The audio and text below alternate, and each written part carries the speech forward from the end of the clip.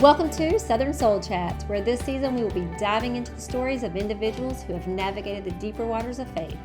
I'm your host, Dr. Miranda Ferguson, and together we'll explore the journeys of people who've taken that courageous step forward in their faith. Get ready to be inspired as we uncover the incredible stories of unwavering belief and the remarkable impact it's had.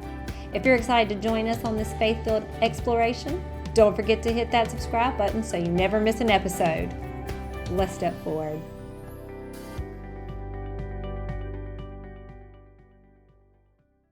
All right. Thank you guys for joining us. We are super excited because tonight is our very first podcast in our season 1. The title for season 1 is Deeper Waters.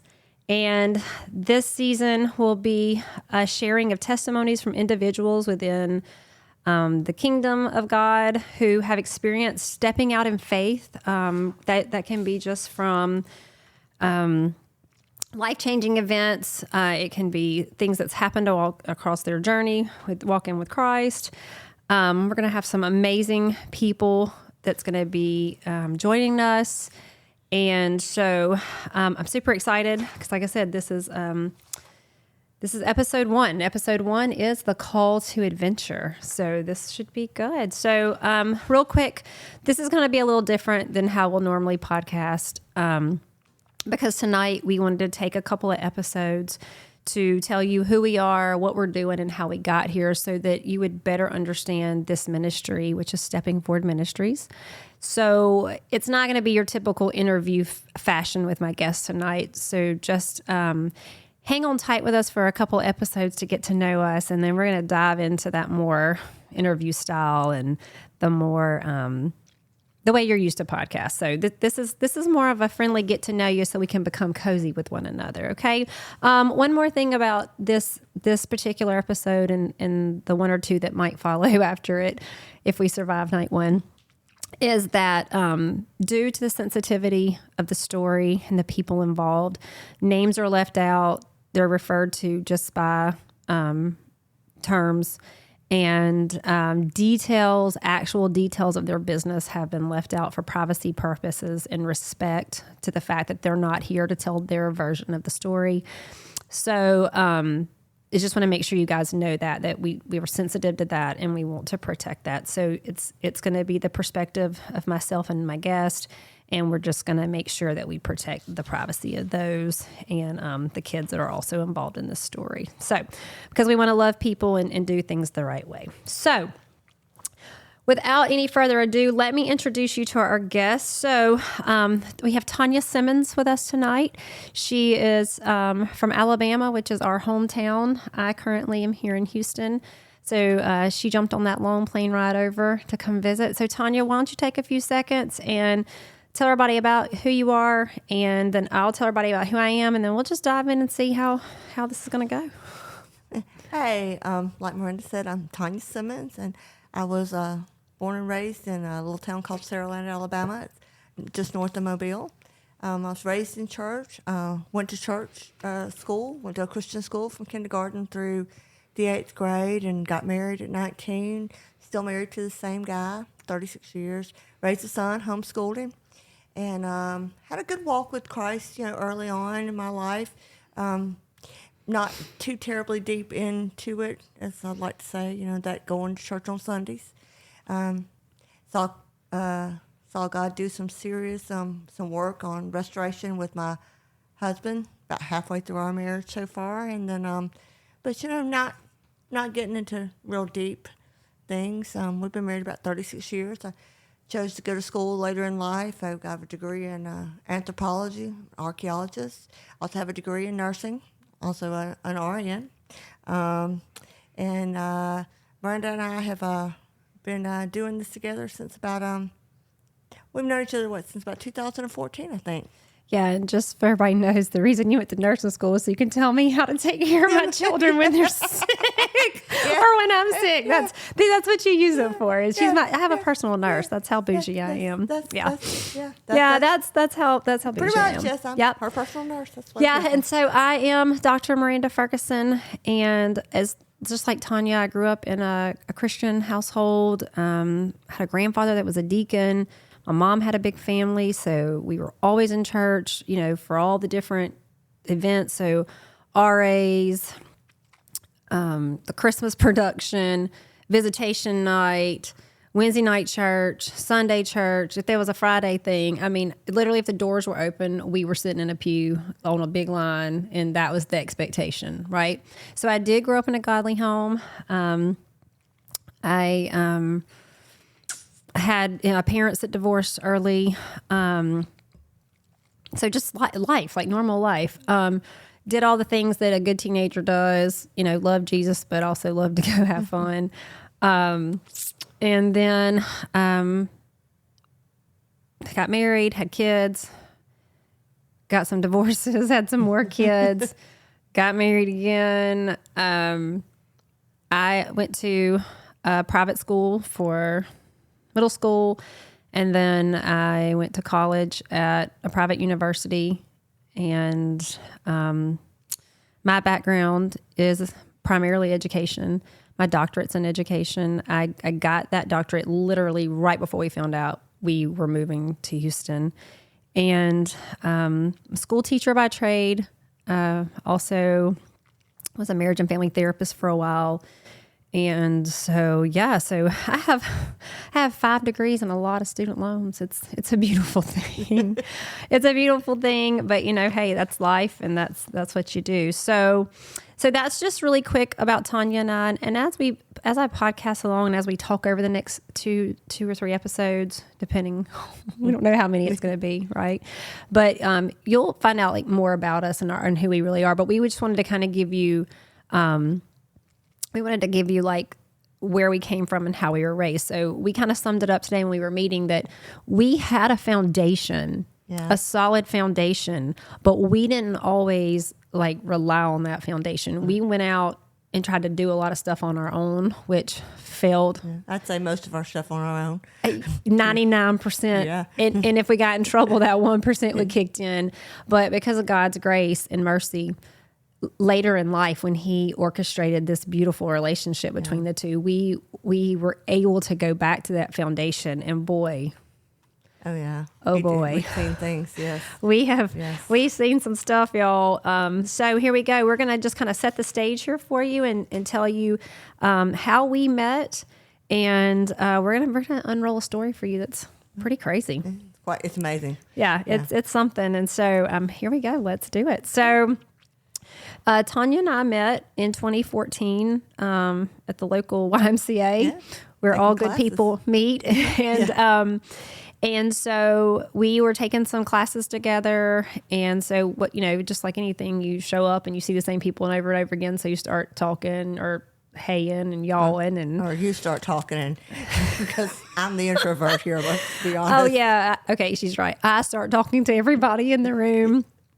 And so just through that process, we just started an acquaintanceship, really. I mean, it wasn't like we were just besties out the door. We just kind of started talking, started getting to know each other. We ended up on a treadmill class. I still don't know why I signed up for that treadmill class. Hit that trekking class. Yeah, we got on a treadmill class, and so we knew each other enough by that time. We stood by each other to talk. And so what we'd do is we'd sit there, and she'd call her son. Every morning. He was in college, so every morning she's making sure he's got his stuff together. And we would sit there and just talk. We had a long time to treadmill, so we had a lot of time to talk. 30-minute class, yeah. And so here's the deal, though. Like, we are night and day. Yeah. We're night and day. So what's odd about our friendship is that it's not like Tanya to go out and make a new friend. At all.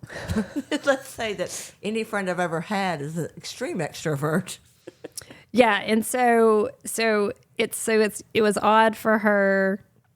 It was odd. The way the friendship just kind of happened was odd. So we do gym life for a while. That's 2014 and early 2014. So about October of 2014, Jeremy and I got married. and You invited me to the wedding. and I invited Tanya to the wedding. Now, I can't tell the rest of the story because that was where my part left off. I just assumed like, here's an invitation to my wedding. You're going to come, right? But Tanya can Yeah. go from there. Yeah, because what's really funny is that because we were only acquaintances, I wouldn't normally go to anybody's wedding unless you're a family member or I've known you my entire life, especially if there's going to be people there that I don't know that I might be expected to talk to. So I told my husband I was going to this wedding, and he looks at me and he says, "Do you know her?" I said, "Well, I know her from the Y." And he said, like I said, "Do you know her?" I said, "Well, I just want to go to her wedding." And it was so out of character for me to do something like that because he kept asking me, "You're going to go to a person's wedding that you don't know?"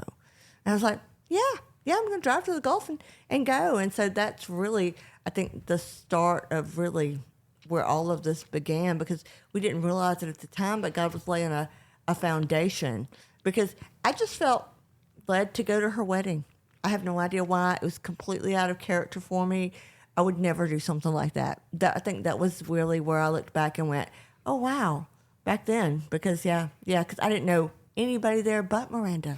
Yeah, I thought she just came because she loved me so much. I was for sure like, oh, she's here because she really loves me, and that's why she's here. But turns out, folks, that was not it at all. Yeah, but that came later. But I'm glad you came though. That was great. Yeah. So I get married. Gym life still's going on for that period of time, working out. Then we got pregnant somewhere months down the road from that. We got pregnant. And, you can't really go to the gym if you're pregnant. So, or at least I'm not. So I left the gym, and around the same time she left the gym because she had, decided to go back to school. Yeah, that's when I went back to school. Yeah. Yeah. So she goes back to school, and, neither one of us had time to be spending the hours we were spending in the gym. So so we rolled out, and at that point Tanya and I didn't see each other like that anymore. Well, we didn't even really talk on the phone. I don't think I had your phone number because when you got in touch with me, it was through Messenger. Yeah. We would always go through, I think it was Instagram. Yeah. Instagram or Facebook, whatever was in the moment. We would go through, and I would and it would. Yeah, that. It was never Tanya who reached out to me. It was always me who reached out to Tanya. Yeah. Introverts don't call people. Yeah, they don't. Yeah, that doesn't This happen. is a public service announcement. Check on your introverted friends, please, because they're not going to call you. So I would just check in. Occasionally I'd be thinking about her, and I would be like, hey, how's college? Hey, how's this? Because at the time that she was doing that, I was working on my doctorate. So I knew what it felt like to be in school and to be starting over. And so we would just kind of go back and forth, and that went on for a while. I mean, it would be sporadic. So if we move through the timeline, we're in 2017. We have our son, who's now 7, and life. We're just kind of living life. For me, during that time of my life, my mom had been diagnosed with cancer. So we were walking through that. We had been walking through that for probably a year or more. We were right getting close to her. That might have been before JT was born, but she was about to go into remission. And so we were really celebrating that. And that was, a wonderful thing. We'd been through the whole process of that with her. And then we had JT, and somewhere in that time period, my mom's done. She's well. It's been a couple of months. My dad gets real sick, and boom, he has cancer, and it's aggressive. And so now life changes again. So we're moving through that, and, trying to figure this diagnosis out, trying to walk through that. And I would say somewhere go past 2017, 2018, my husband works in oil and gas, and several times they had sent him to Houston. This was one of the times he was in Houston working, and was living pretty much in Houston, coming home on the weekends for a special project. we'd been asked to come to Houston. It just never, there was lots of reasons not to come to Houston. My mom was sick. My dad was sick. I have a child who has a father in Alabama. We knew that would, I knew that would probably be a real big hurdle. And to be honest, like I didn't want to fool with it. Yeah. I mean, I didn't want to deal with it. So one day, this is where y'all are going to go. Am I really going to listen to all 13 episodes of this? This is where it starts to get interesting. So, I dropped Brad had dropped Brody off for school, and I'm driving up Celeste Road, and you would know that road if you're from Saraland, Alabama. I'm driving up Celeste Road to go home, and I haven't slept much. I mean, I have a baby who's months old, who's, you're tired, right? And Jeremy's traveling, so he's in Houston. And out of nowhere, I start hearing a conversation in my head. And I don't really know exactly who the people are, but I can hear the parts of the conversation. And it's about moving, and there's like dollar figures involved, and there's negotiation happening in this conversation. And as I'm driving home, y'all, no joke, I am thinking to myself, I've lost my mind.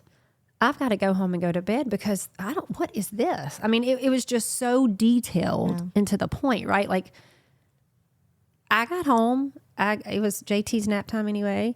I took him out. We went inside, and I said, I'm going to sleep. Like I'm something's wrong with me. So I do. I lie down, and he's taken care of. And I don't know how much time passes, but I must have been really tired. But I get the phone, and my husband has been texting and calling. I'm like, what in the world's going on? So I call him back, and he says, oh my gosh, we need to talk. They've brought another offer. Miranda, I really think this is the last time that we should do it. And as he's telling me about it, he's telling me these details. I'm hearing the conversation, and so I can't say anything to him. Yeah. I'm just listening, right? And so he's like, what are we going to do? And all I could say to him, no joke, was tell him yes. And there was this long, awkward silence. And he's like, what? Do what? I'm like, tell him yes. Like, I can't talk about this right now. Like, because my insides are like, what's going on? And he says, well, they're asking me a lot of questions. And when he starts telling me the questions, the conversation I heard was the answers to the questions. And so I start just rattling off these answers, and they were big asks, right? Like they were really big. And he goes, they're never going to go for this. What are you thinking? I was like, just do it. I promise I'll explain later, but just do it. And so, he does it. He hangs up. They have the conversation. He calls right back, and he's like, they said yes, and we have 6 weeks to move. Yeah, that's crazy. 6 weeks to move with a new baby. With a baby in a place we've lived our whole entire lives. Like, and we're not spring chickens, right? So, I mean, we've traveled and been places, but that was always home. Yeah. Our families are there. Our families are there. Like you go to Walmart, you see everybody everybody knows your business. Like that's just it, right?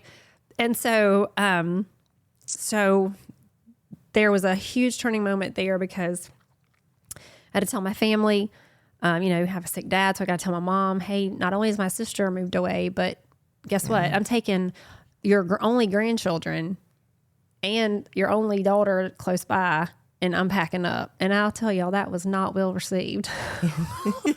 Yeah. Mamas love their kids, but they love their grandkids more. And so there was some kind of like, are you crazy? Have you lost your mind? And a lot of that, I think too, was because I had done some pretty weird things in the past as guiding my own ship. And so it was probably received as like another, oh, here she goes again kind of moment. But I explained, you need to understand, I know this is what God's telling me to do. And to be honest with you, and to be honest with y'all, I'll tell you exactly what I told my mom. I was like, I'm more afraid of God that if I don't do this, what's going to happen? Like that was how much that really shook me, how everything happened, because I was really more fearful that if I said no, where did you go from there? And so I had the great pleasure around Father's Day of telling my son's father that we were going to move and that we were going to do it in 6 weeks. And looking back, Father's Day was probably not the best weekend Probably to roll that not out. the best way to do that. No, yeah. And I will say that also looking back and being honest and transparent, I didn't exactly pray through that. Like I feel like God said go, and I went, I don't really need your help anymore. I got the direction. I can handle it. Right. Not a good, that's... Not a good look for you. FYI, I wouldn't choose that path if I was y'all. Yeah. So I tell him, and literally, it is a huge, complete disaster. Yeah. That's where it gets deep, right there. So. And I'm still not a part of this. Yeah. And so Tanya's not yet, she hasn't quite entered back into the equation yet. So this is still, this is 2018 now. 2017. We're still in 2017. Mm-hmm. Yeah. This is July of 2017 when you sent me the message and said, hey, what's going on? And I said, oh, not much. Where are you at? And you said, well, I'm in Texas. And I'm like, oh, okay. Oh, okay. Yep. Good. Mm-hmm. She's keeping me on track with you wouldn't know we planned all week, did all these numbers. Help me, Lord. Okay. So yes. So 2017, Father's Day around the time I bust out the news like a crazy person because I couldn't stand it. I just need to tell him it doesn't go very well. It's not well received at all. And in a matter of time, we went from being, still friends, still very active in each other's lives as exes, raising our kid together, to being just flat out enemies. We had court involved. We had lawyers involved. Because basically, weren't they telling you'd already said yes to going to Texas, but now you can't go to Texas? Yeah. So we go to court. We end up asking for an emergency hearing because due to the fact we had 6 weeks, I tell him we're still pursuing buying a house. I think that during this time, he and I surely can work this out. Like, I'm not really thinking we're going to go to court, right? We'll figure this out together. Well, he wasn't apparently thinking the same thing. So we expedited court. We found a house in Texas. We moved into the house. Let me say that again. We bought a house in Texas and we moved into it knowing we had this court thing because my thought in my head was God told me to go. So surely this is all just going to work out. He'll work it out. Yeah. He's just snap my fingers. It's going to be over. So, and he does always work things out for you. Just not the way you think he will. Yeah. It didn't happen immediately, at all. So we had some stuff in court. We go to court on an emergency hearing. We present everything. And we think surely, we agree that we're going to do all the right things, right? We're going to do all the things. Judge says, no, not happening. You, ma'am, can go to Texas, but that child right there will be staying in Alabama. And let me tell y'all, that's a moment to stand there and say, what is going on, Lord? I know this was your doing, but what are we doing here? How I can't live if I can't go to Texas if I legally can't take my children with me to Texas. Like, how are we gonna work this out? Looking at it like it's like something that is supposed to happen but now can't happen because you've bought a house in Texas, right? Oh yeah. I bought a house in Texas. Yeah. I have a house in Texas and you can't live not there. a house in Alabama. and now you can't live in Texas. Well, I can live there, but without my child, and no mother no mother's going to do that. Well, yeah. So we started a back and forth banter, my ex-husband and I, and trying to say, okay, before I have to bring him back, there like permanently, can we just work this out and talk about it? I mean, because this is now August. I've had to homeschool him because I legally can't put him here. I also have to get him back every other weekend to Alabama. So now I'm driving back and forth to be able to accommodate that. And then we're still like not going anywhere. We're not agreeing. We're a little more cordial, but he already has the she can't go card. Yeah. So he doesn't really have to work it out, but he was gracious enough to, enter conversation or say he'll think about it. So we flew him to Houston that October. We had a really big Halloween party at our house. Wanted him to meet the neighbors, wanted him to see the school. So we like took him everywhere, asked him to really, think about it. Really, can we really like press on and do this? And before he left, he was just like, I just can't. This all looks real pretty and shiny, but I'm sorry, I just can't. Yeah. I mean, they have a great relationship. I mean, Bertie loves his father, and his father loves him, and so it was coming from a sincere place. So I tried to buy me some time, and I was like, look, okay, fine. Can I just keep bringing him back and forth? Just give me some time can I just go through the holidays? Like, it's now end of October. Thanksgiving's coming. My dad's sick. I'd like to bring them here. Don't know how much more time I have with him. And I said, you wouldn't have him but every other weekend anyway. So I'll make sure he's there. And so he agrees. We have some other court things that pop up. We end up back in court again between that time and December.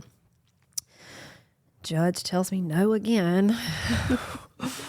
Judge says no again for the second time. And this time he's like, I thought I told you to come back to Alabama or get him back to Alabama. And so we make it through Christmas. And you got to imagine the tension's really high in my house, like super high, because there's no answers. Yeah. We have a baby. We have Brody. I have my older son. And your husband and your house is in Texas. And my husband and my house is in Texas. So there was some real tense times with Jeremy and I. I mean, everything was just a hot wreck. Mm. Jeremy's mom just suddenly passed away in October. This was going on. I mean, it was a perfect storm for chaos in a marriage, relationships, stress. I mean, we had just spent everything we had to come here. And so what were we supposed to do? Sell it all and go back? I mean, I had family saying, what are you doing? You just screwed up. You were never supposed to go there. And I'm like, no, I'm here. So here we are. So Christmas rolls around. I would not say it was the best Christmas we ever had, but it was a good Christmas. But after Christmas, I'd pretty much got word that if I didn't get back by the first of the year, that I was going to jail and Bertie was going to his dad's house. And so Jeremy and I came to the conclusion after Christmas that after New Year's, I would pack JT up and Brody up, as much stuff as I could fit in the back of the Ford Explorer I had at the time, and that I would drive back. And my mom and dad agreed to let me come stay with them temporarily in my old bedroom with my two children to be able to try to sort through this, because we were going to press in and keep fighting. We had decided to do that. But as all good things in a marriage happens, it wasn't but a couple of days after Christmas when we were fighting and screaming and yelling and it doesn't matter. We're probably going to be divorced and, and this and that and all, all the stuff you do when you're married in an intense situation. And so I just threw all my stuff literally in the car and said, I'm leaving now. I'm like, he didn't have to wait till January. I'm leaving now. I'm done. I'm going back. I don't know what this looks like. I don't know if we'll still be married. I'm just gone. And so that's what I did. I threw it all in the car, drove to my mom's house, got there, walked in the house after years and years and years of not living in my parents' home, and was like, here I am with my two kids. Yeah. And so, and that's really where Tanya comes into play, because I got back and y'all was just so defeated. I really didn't understand how God could have moved in the way he moved and prompted in the way he prompted. And I knew that I knew that I knew. But here I was in my old bedroom. Defeated, wondering if I was going to be in yet another divorce. Did we just spend all our money? Like, completely shattered and battered. Yeah. And so one day I'm thinking really, I had a hard enough time as a teenager living in my parents' house and not wanting to bust out of the seams. Like, how am I supposed to do this with 2 kids and a sick dad? And, I wanted to help my mom, and I definitely didn't want to bring more on them because of having my children, because, they're not used to living with little kids all the time.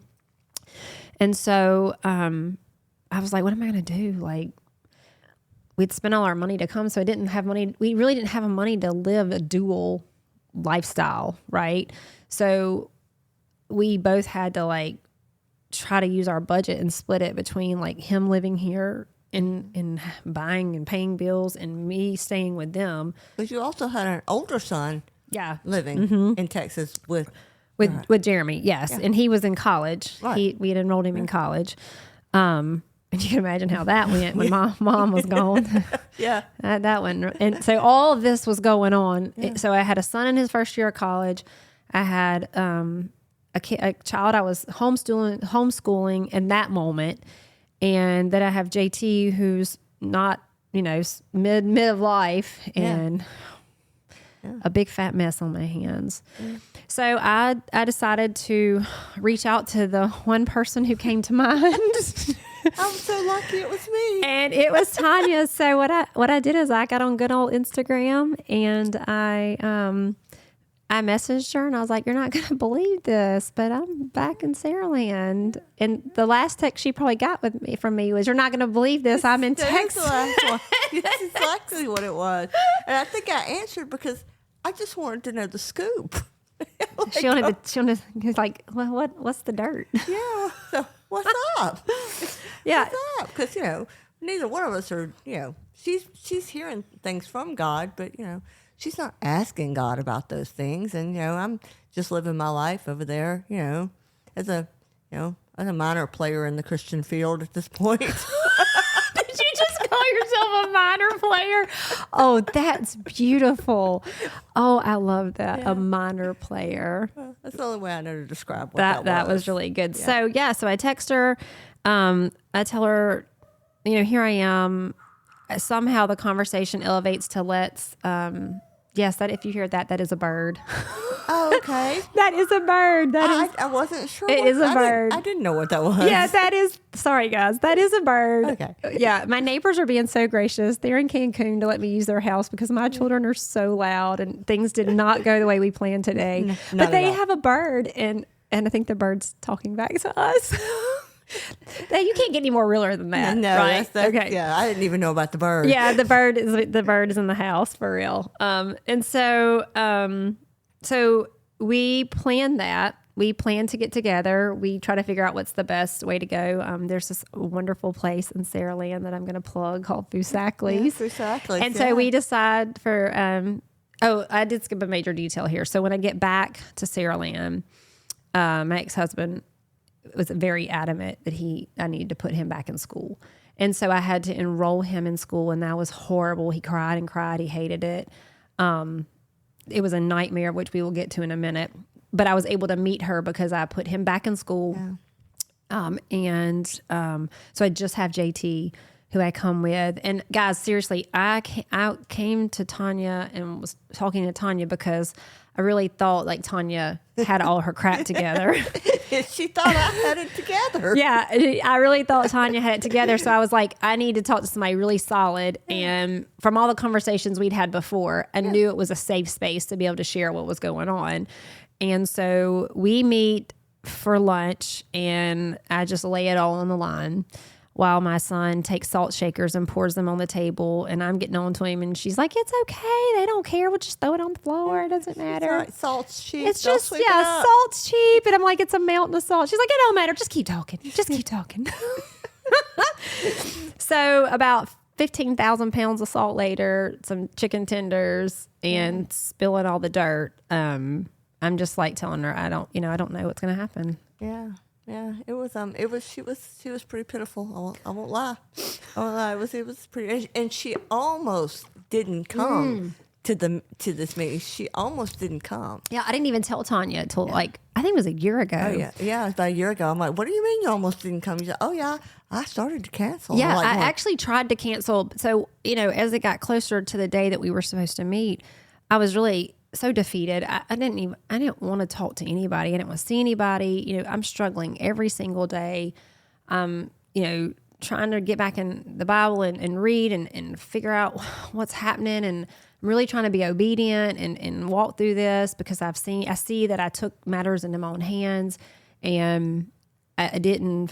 God gave me the plan for the moment, and I thought it was the plan just to go out the gate with, and that was not exactly how that works.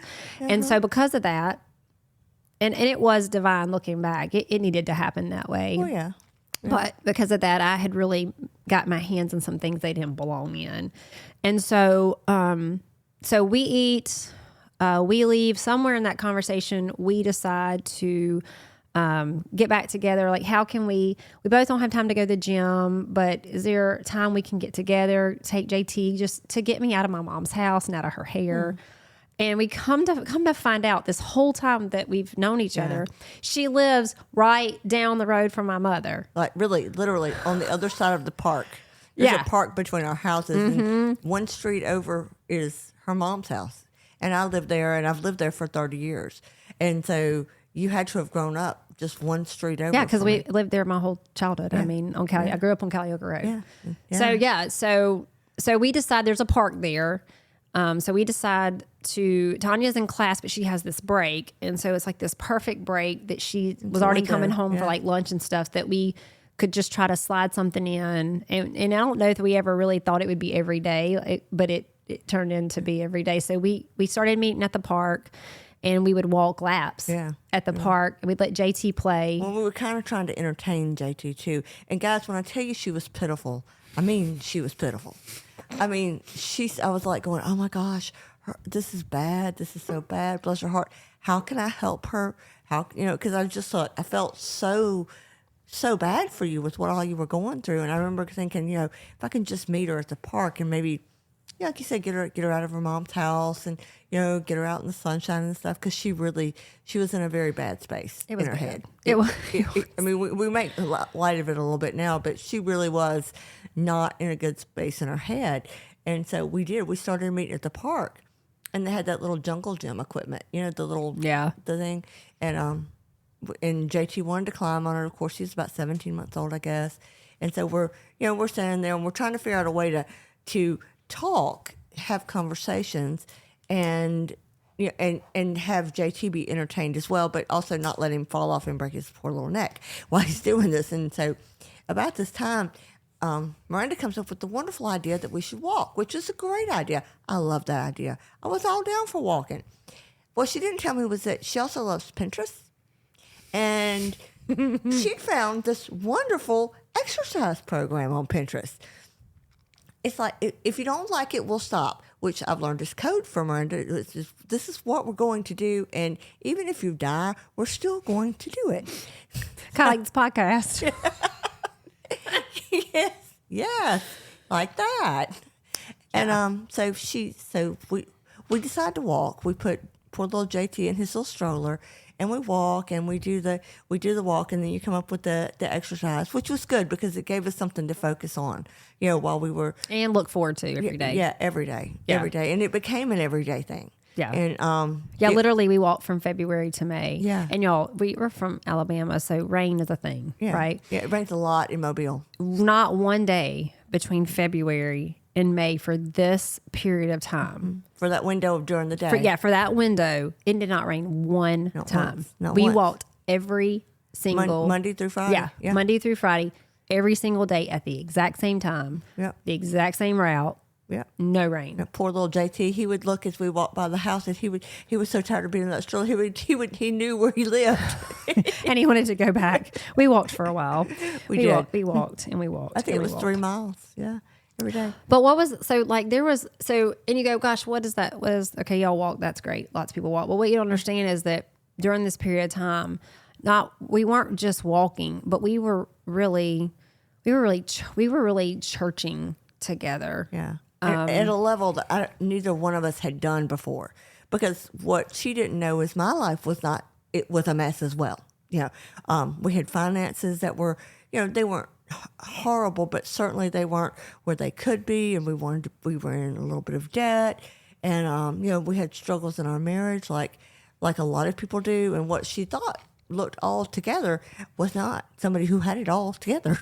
Yeah. And so we would walk and it started as just talking. So like, of course I had a lot to share because during this time I'm consistently going to my lawyer and he is consistently giving me bad news and telling you you're not going to. No, yeah. Judges don't change their mind at this point. You can keep paying me, but you're wasting your time. And I would just keep pressing on. So we would walk in and we would, of course, talk about that. But then, like she said, we started talking about the things that were struggles in marriage and raising kids and finances. And really during that whole time, what I figured out was going on is like God was really, he was going to move me to Texas, right? I was going to Texas. Yeah. What I thought I was going to Texas for turns out it wasn't what I was coming to Texas for. Now I know that now, but I wasn't really prepared to come to Texas. Like Jeremy and I never lived together. He worked offshore. So we never really spent a lot of time together, but part of the reason why he took the job was because he was going to go to an office job and we would actually raise our child together. We would live together. And neither one of us was really sure if that was going to work. But I mean, there were some things in me and some ways in me that probably would have come here and really screwed that up. Mm-hmm. Like I wasn't prepared emotionally to live here and do that. There were some things I needed to work out. And that's really what happened during that time was not only was I walking with you, but we had some real key people that we were listening to and investing time into, like Tony Evans, Priscilla Shire, a little bit of Joel Osteen, some of his stuff, some of his deeper kind of stuff. And I was really learning, and I know more now looking back, that God was really putting me in a cave, in a place like the Brook of Cherith. Is that right to say? Is it Cherith? Yeah. I might have just said that wrong. So sorry if I did. But he was providing like the ravens, like I'm going to give you what you need on the day you need it. And he was really working in my heart through Heroes of Faith series, Armor of God series that Tanya brought over and said, hey, you really need to do this. I think it'd be good for you right now. And he was really building my character back. He was taking these broken pieces that were literally all over the place, and not even just, let's be honest, it wasn't even just from this heartache. It was broken pieces that had been an issue in lots of areas of my life.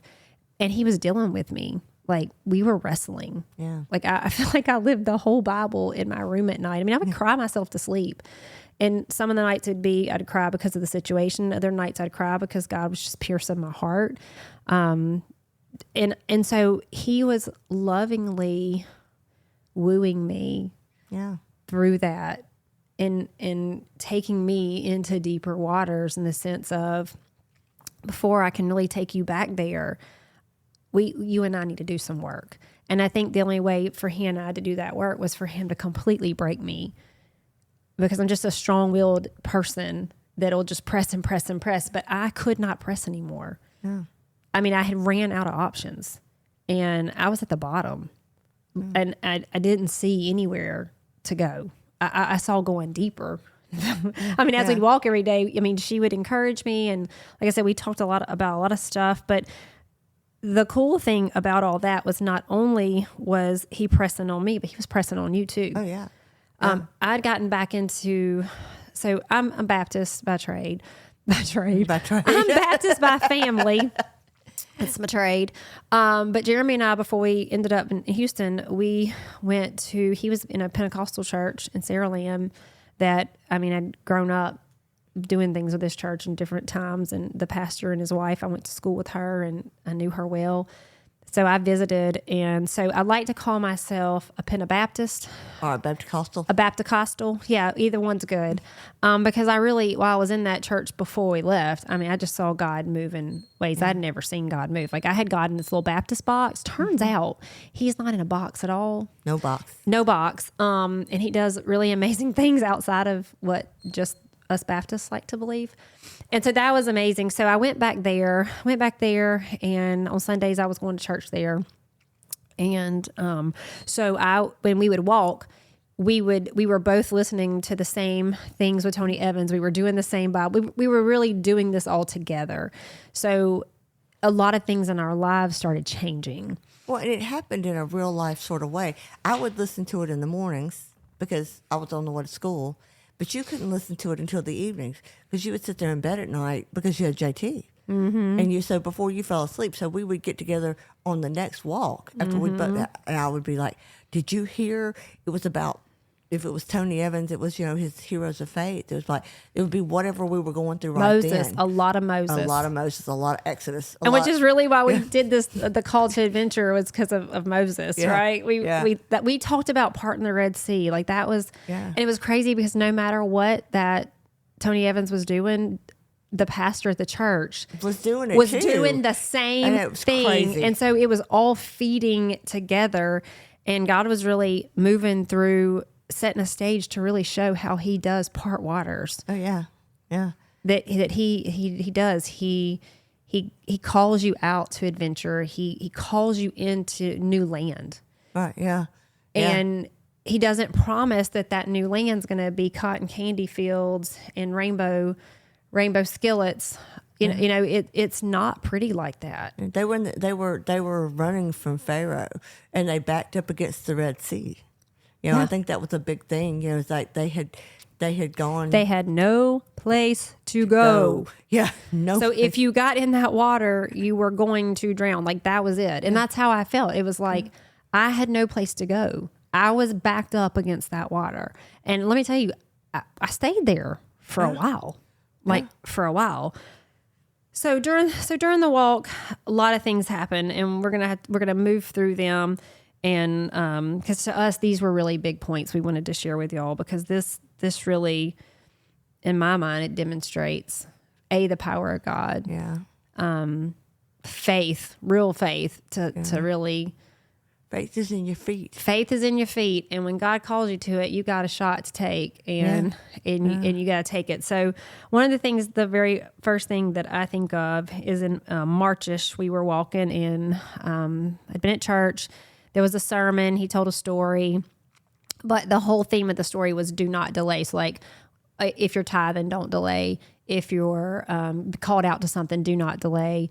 And so here comes a Monday or whatever, it's time to walk. Yeah. And so I'm sharing with her what that means. And so, I've tithed. Okay. Tithing was a thing, but I would tithe sporadically. So I think it was like I tithed when I was really trying to do good, but I think I always had an expectation to get something back from it. Right. Yeah. And there were several times I saw God move through tithing.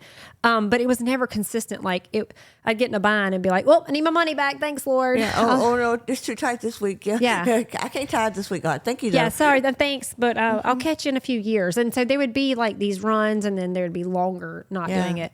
So, and Tanya and I talked about that, and we talked about our struggles with tithing and some of our walking. So when this particular thing came up, she and I walked that day, and we got back, and I told her about this sermon and do not delay. So we were really talking that out about, okay, are we so? Oh yeah, when you told me what had happened, the story he related in the sermon, and he said, well, do not delay it. It was something to do with he had delayed, and the blessing something he was expecting had not been forthcoming, and he was sure God was going to deliver it. And I think the guy said, well, did you tithe? And then I went, and he said, well, do not delay. And that just went all over me. I went, whoa. Oh. Yeah. And so we had that whole walk to talk about that. And we just came to the point where we both were like, well, for me, especially, I'm like, how am I really going to do this? We don't have a lot right now. And we were kind of like, well, maybe we can just start somewhere. Yeah. You know, for me, it was, what do I have to lose? Right. I've Yeah. already lost everything. Yeah. You know, I've already lost everything. So what do I have to lose? So we kind of had this thing together where we were going to step in it together. Tanya and I were going to be like, you know, it's better to do something crazy Together. and have a friend Yeah. because that way, if you go down with somebody else. So much fun. Right. And so we get back and I tell her to get her checkbook out of her truck. And I'm like, I'm just going to pray over your checkbook. Yeah. I'm going to put my hand on it. And so the thing about that is that in that moment, and even some years after that, I do not like to pray in front of people. At all. Yeah. Terrified. The extrovert here, she doesn't like to pray out loud. I don't. I'm working on it. I do it. I do it now. I do. But it's still a struggle. It's hard for me. I mean, I have to just know that it's okay. But in that particular moment, I really never did. And I was never the one to speak up. I just, no thank you. I prayed to myself. And but I sure wasn't praying out loud for nobody. So we pray over that. We talk about the do not delay. I get my checkbook out. We just put our hands on it. And we make a decision that, okay, we're going to tithe. Yeah. We're going to tithe. Every time we get money in, we're going to tithe. And we're going to tithe first. That's the thing. That was the key. From getting the money to the time that we got the money to tithing was going to be milliseconds.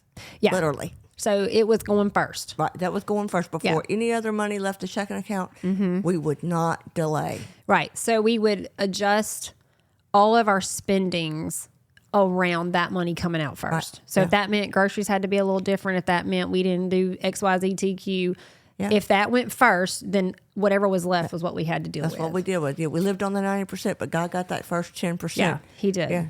And so we would hold, we'd every Sunday from that point on be like, did you tithe? Oh, yeah. Oh, yeah. Did you tithe? Oh, yeah. Well, I almost didn't, but then I did it, you know?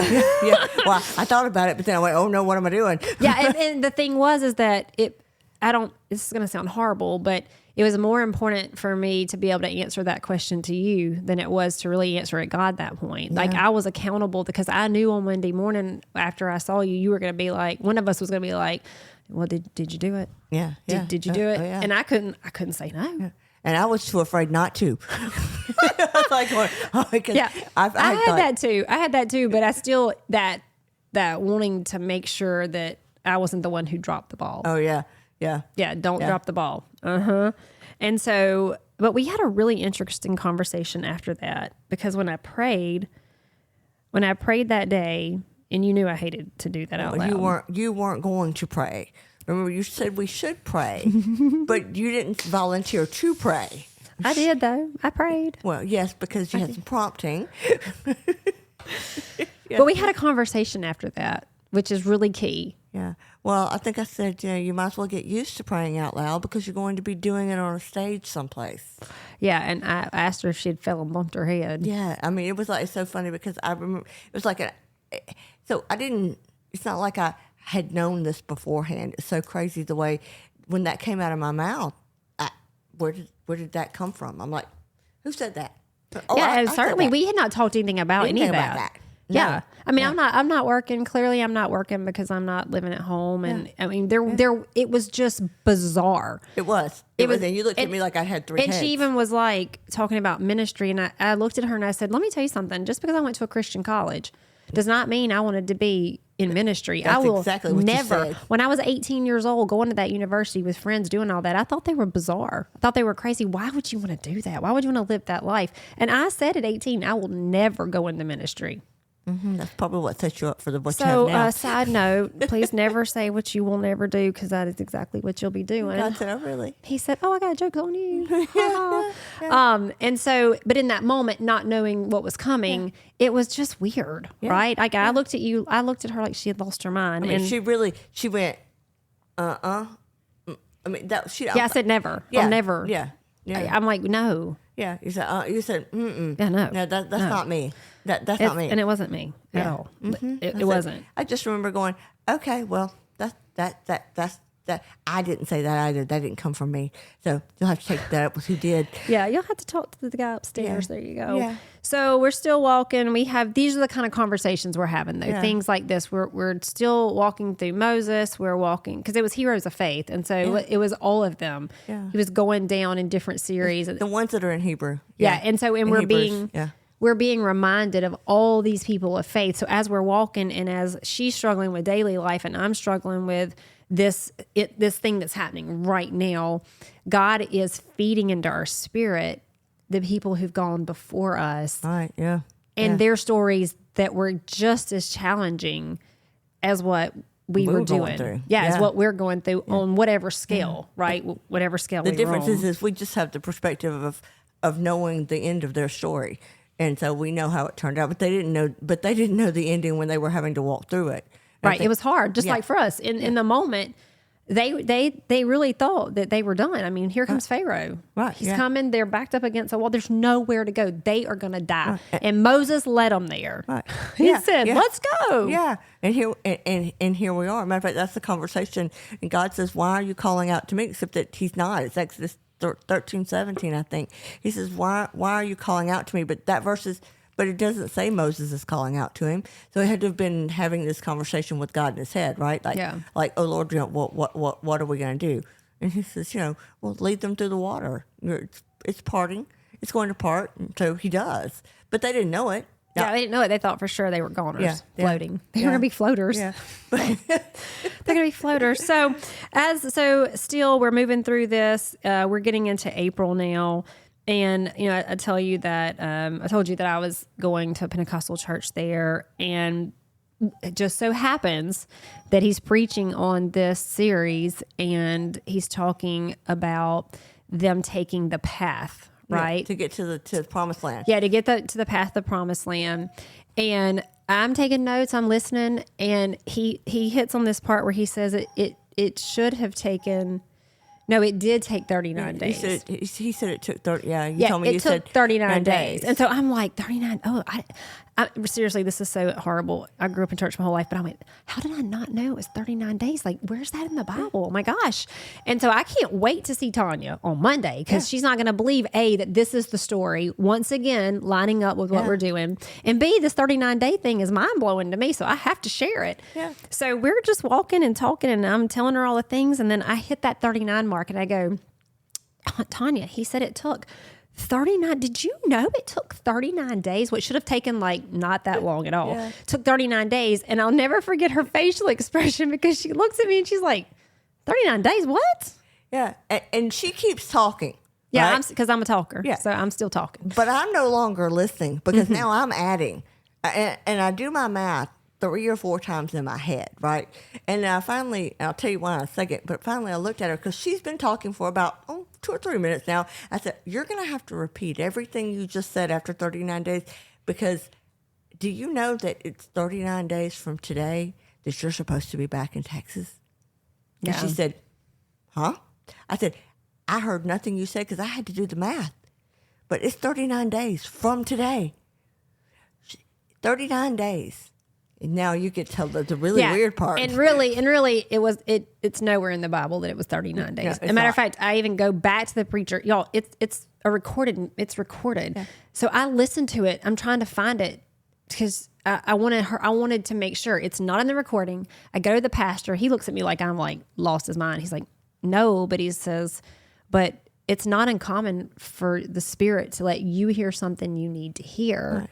And so I'm like, okay, what do you do with this? Yeah. And so she has me listen to it. I listened to it twice. Still no 39 days. Still no 39 days. Nobody says 39 days. There's never that, but I hear that 39 days. And from that date, it was 39 days till the date that she was supposed to be back. That somebody had said she would be back in Texas. Yeah, because that's right. There was a lady who, actually the house we're sitting in right now, their old preacher and his wife. I'd come over here one of the times I was here visiting my home and my husband, and we were sharing our story with them, and they prayed over us. And the wife said, God's telling me you're going to be back in such and such. Yeah. Like, I'm telling you, hang on. I don't know what it looks like, but God's telling me you're going to be back. And of course, I go back and I'm holding on to that. But at the same time, I'm like, yeah, right. Yeah. All these things realistically are happening, and there's just no way. Right. Because There's no way. time's ticking now. Oh, yeah, the clock is ticking. Yeah. Yeah. And so in the meantime, what's going on is Tanya's given me this cool little calendar previous to that would flip over every day and give you a word of encouragement. And so I go in the house and I start counting down the days. So every morning I would get up and I would go and I'd write the next day. Yeah. So You showed it to me today. Yeah, I went and got it and showed it to you. It's still there. And because I wanted to see, right? I wanted to test it. Yeah. I want to see. Yeah. I want to see how, what are you going to do here? And so we're moving on. It's April. Counting down the days now. We've been to court a couple more times. We've been back and forth. The judge is like, I don't want to see y'all no more. Quit bringing crap in here. My ex and I are now full-fledged, hate each other.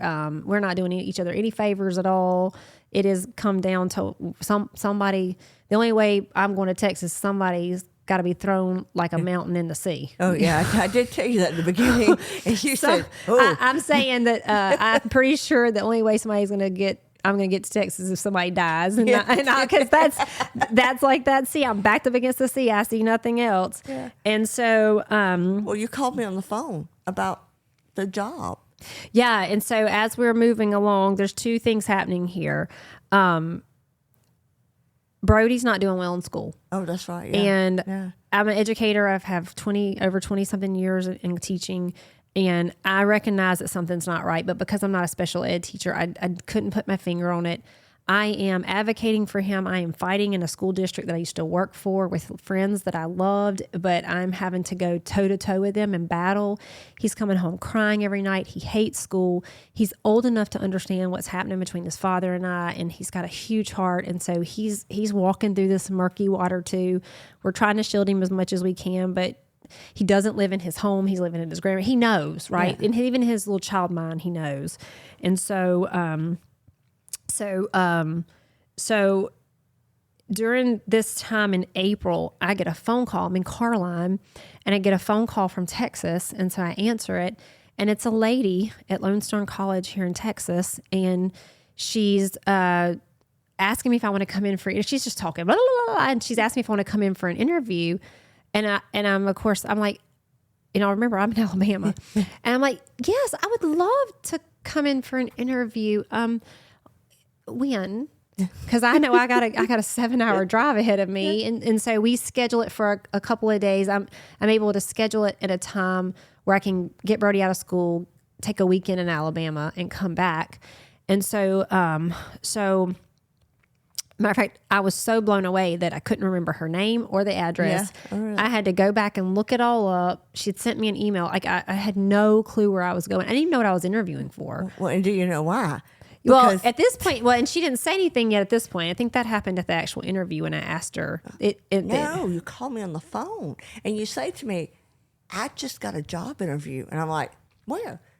Because I'm thinking, what are you doing? Because you don't know where you're at now. And she says to me, it's for a college in Texas. And it's a job I didn't apply for. Yeah, I asked her if she had received it from somewhere. And she says, no. Actually, I walked in my office and your resume was just sitting on my desk. I don't even know how it got there, but I'm interested. Are you interested? And I'm like, holy moly. Yeah, I'm interested. So because I'm crazy enough to, I drive to Texas. I go to this interview. The interview you didn't apply for. The interview's amazing. Turns out she was a Christian as well. And so, and it didn't really matter because I didn't figure I had anything to win anyway. So in our interview, I'm referring to how I pray for my students and how I love on them and model Christ in a way that doesn't get me fired. And she tells me it's a part-time job. So it's just an adjunct, which is huge because I had just got my doctorate. So I get my doctorate, we move, all the world explodes around me.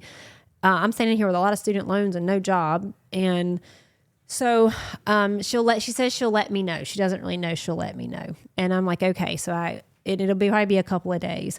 So it's the weekend here. That's the week leading up to the weekend.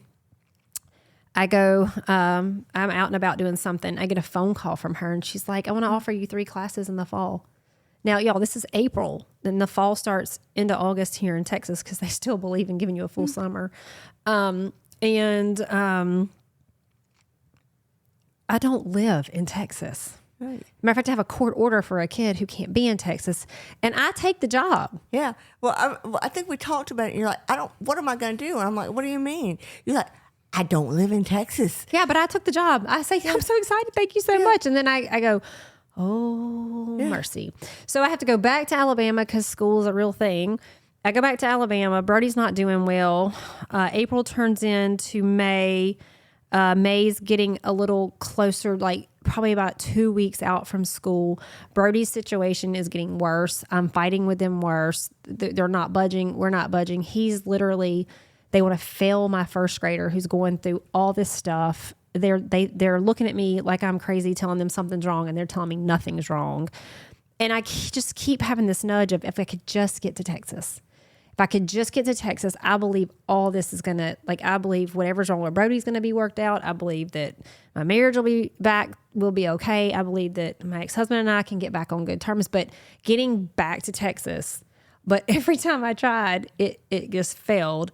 And so about 2 weeks before school starts, Tanya and I walk. Yeah. And she says, I have to tell you something. Yeah, because I'm graduating from college at the first weekend in May. Yeah. You know, so this was like the last week in April. I think. It might have been, yeah, it's somewhere in there. Yeah. And so anyway, she tells me, she's like, I got this job. Because I felt terrible. I'm like going, how am I going to tell her I'm leaving?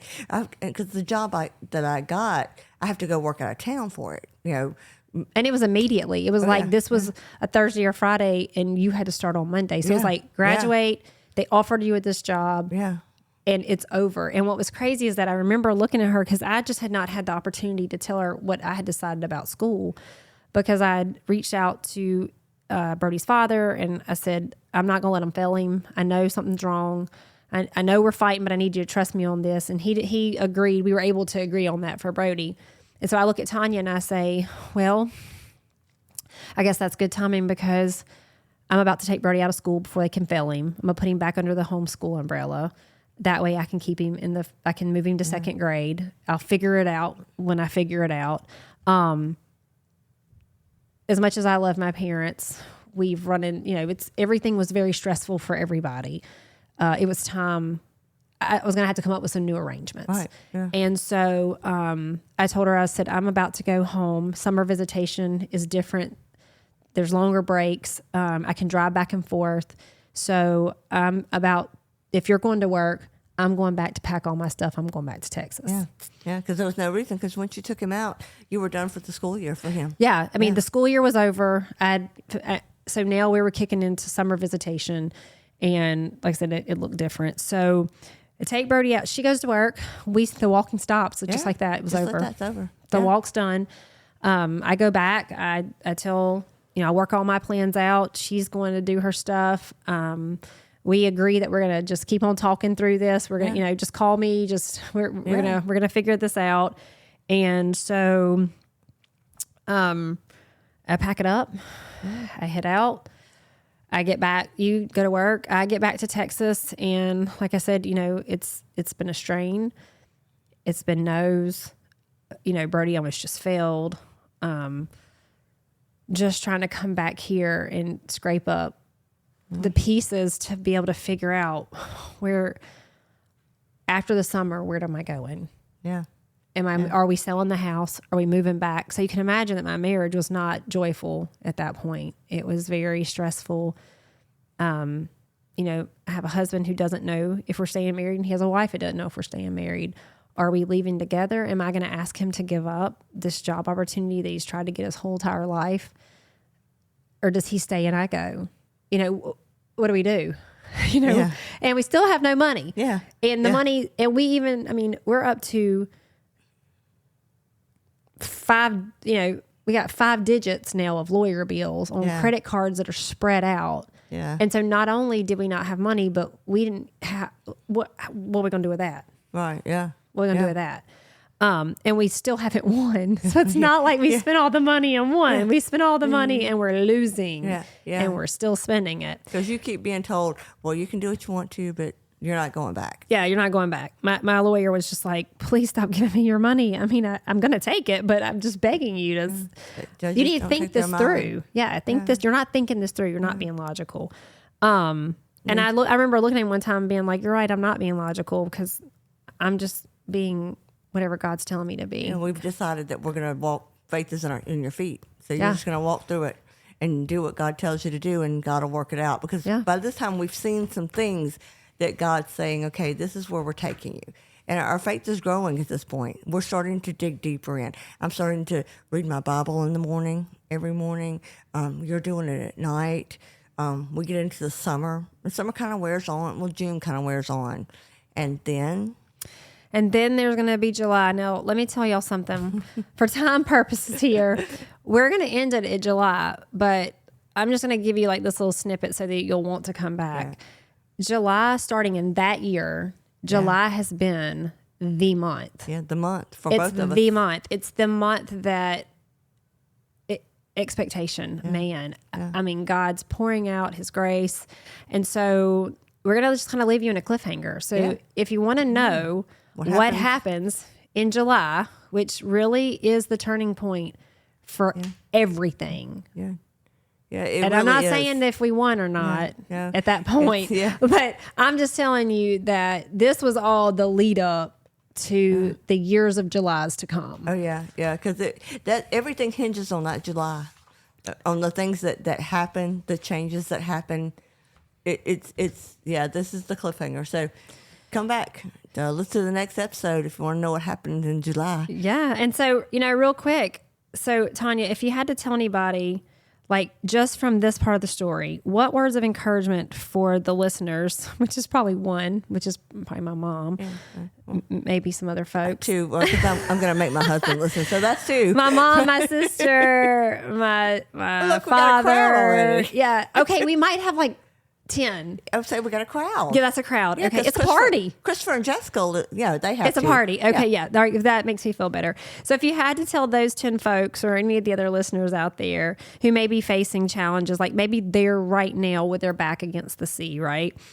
Or they're contemplating even taking the step because they feel like God's nudging them. What words of encouragement really quickly would you give them? Oh gosh, probably here is that when you're obeying God and you're walking with him and it's dark and stormy, that is when God's doing his work.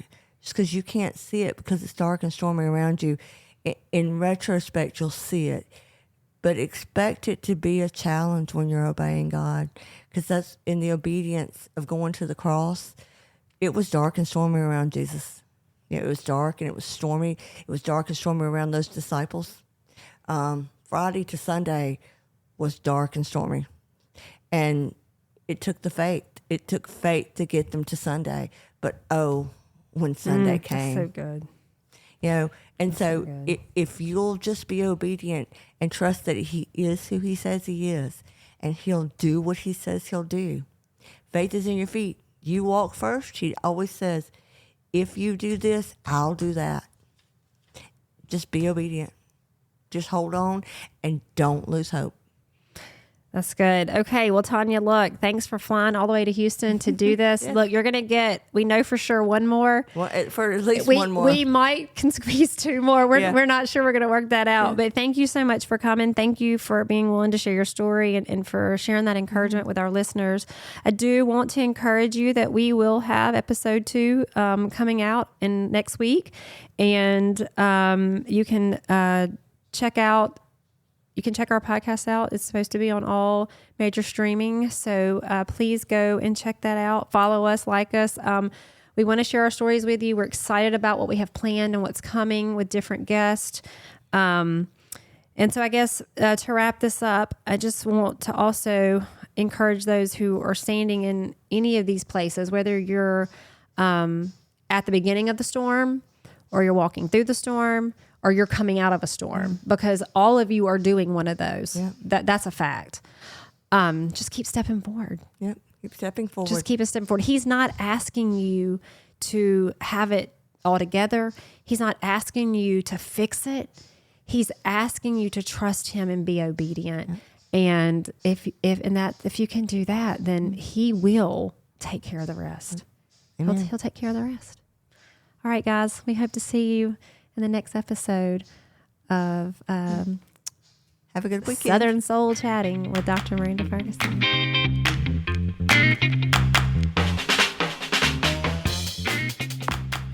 Thank you for joining us on today's podcast of Southern Soul Chats. We hope you found inspiration, encouragement, and valuable insights to carry with you this week.